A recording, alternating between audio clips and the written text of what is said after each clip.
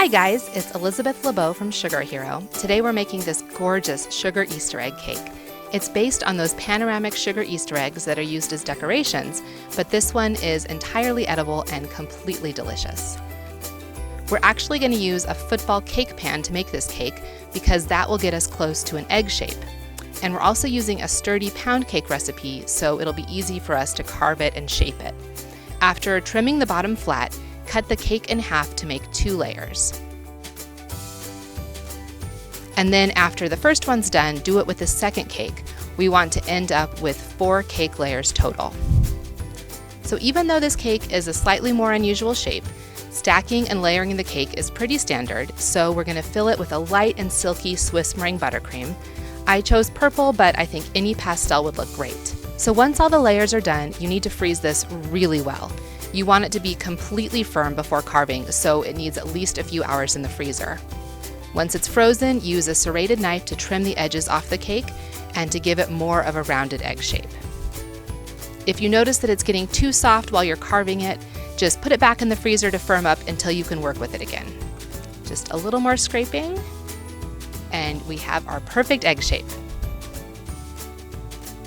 So this part is really fun. We're going to carve out a hollow in the center of the cake for the panoramic scene. And again, your cake needs to be really cold for this part. You can also see why we used a pound cake, because we need that sturdiness and stability when we do the carving.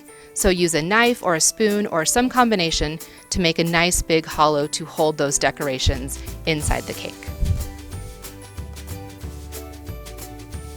Beautiful. So next we're going to do a crumb coat, which is just a really thin layer of frosting that locks in all the crumbs, and we're going to do that all along the outside of the cake. Inside the hollow, we're going to do white frosting, so we just need to spread a really thin layer of white in there. Chill the cake and then put on a much thicker layer of purple frosting all over the outside. To make this cake look like a sugar egg, we need sparkling sugar.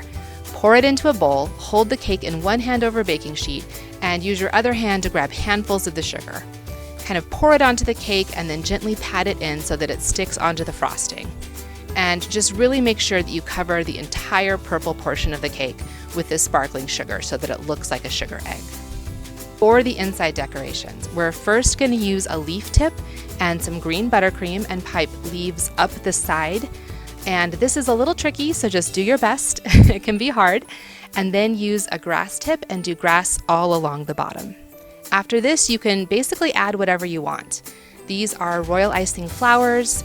Of course, chocolate bunnies are always adorable.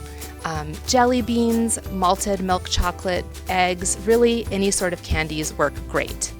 Then add a shell border around the hollow, and you can also pipe a border around the entire egg. Now all that's left to do is to decorate the top. So pipe some swirly green vines all along the top, add a few flowers, either buttercream or royal icing, and finish with some green leaves all over.